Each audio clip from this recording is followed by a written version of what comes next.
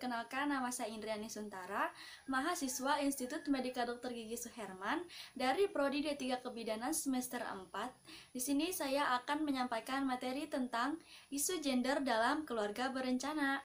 Masih banyak orang yang beranggapan bahwa gender dan jenis kelamin itu sama, padahal gender dan jenis kelamin itu berbeda. Gender adalah perbedaan peran, fungsi, dan tanggung jawab antara perempuan dan laki-laki yang merupakan hasil konstruksi sosial yang dapat berubah sesuai perkembangan zaman. Sedangkan seks yang berarti jenis kelamin yang dimiliki oleh perempuan dan laki-laki yang merupakan kodrat dan tidak dapat dipertukarkan. Nah, untuk gender itu lebih menekankan kepada hubungan atau relasi harmonis antara perempuan dan laki-laki untuk mencapai keseimbangan kebahagiaan.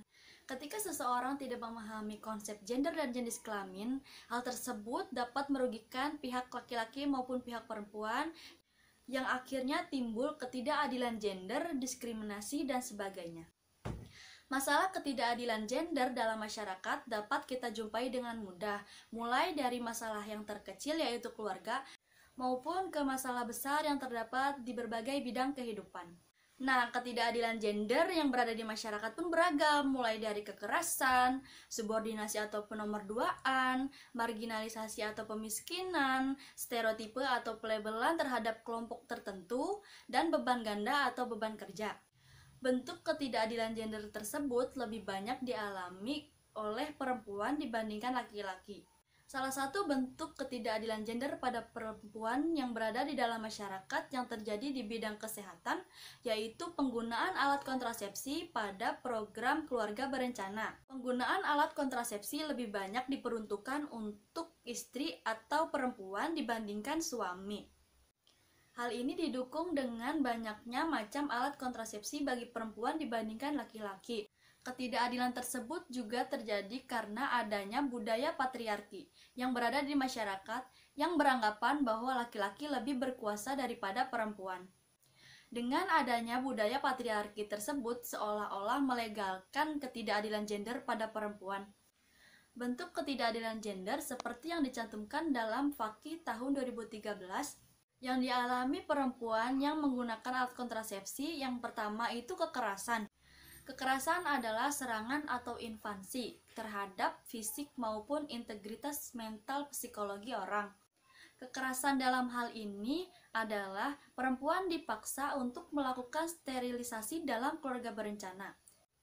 Sterilisasi adalah metode kontrasepsi permanen yang hanya diperuntukkan bagi mereka yang tidak ingin atau tidak boleh memiliki anak karena alasan kesehatan.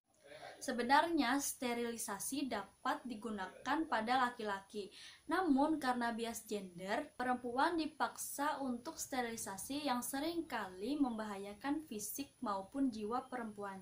Kemudian yang kedua ada stereotipe. Secara umum, stereotipe adalah pelabelan atau penandaan pada suatu kelompok tertentu. Stereotipe ini selalu menimbulkan ketidakadilan.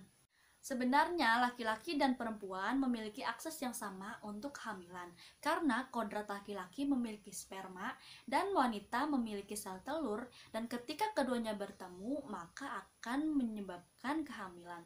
Akan tetapi tempat mengandung adalah perempuan dan yang akan mengandung adalah perempuan, maka masyarakat menganggap penggunaan alat kontrasepsi yang nantinya untuk mengatur kehamilan adalah perempuan. Anggapan masyarakat yang demikian menghasilkan pelabelan atau penandaan pada perempuan. Dan yang ketiga ada subordinasi, merupakan bahwa perempuan itu irasional atau emosional sehingga perempuan tidak bisa tampil memimpin.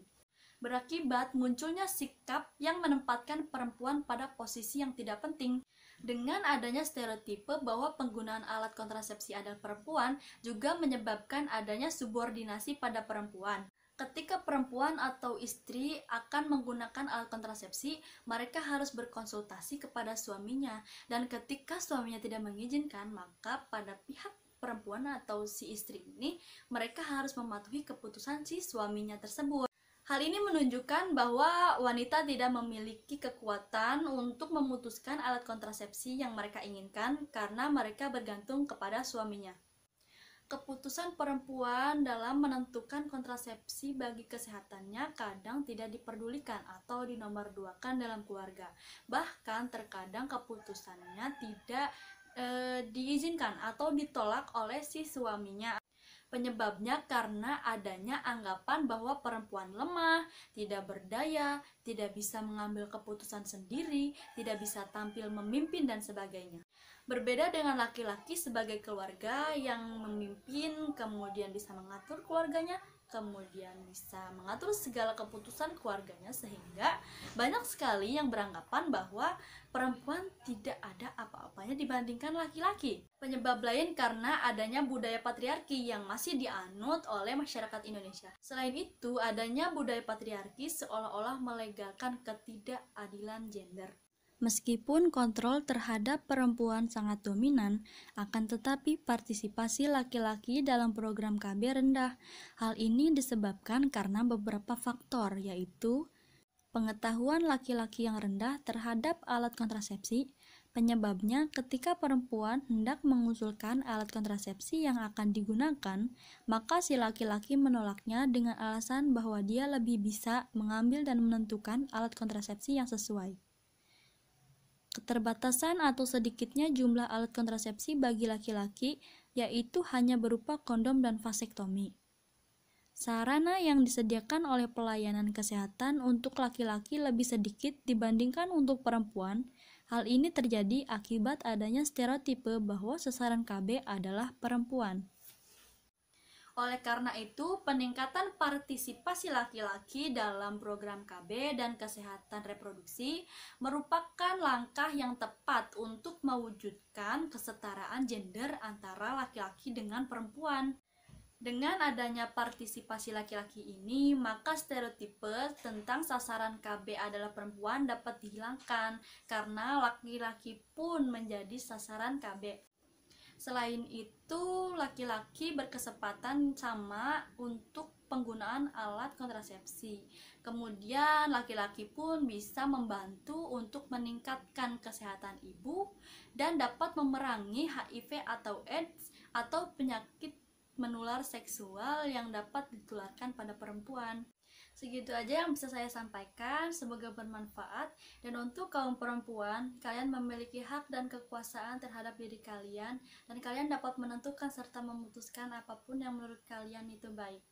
Kurang lebihnya mohon maaf. Wassalamualaikum warahmatullahi wabarakatuh.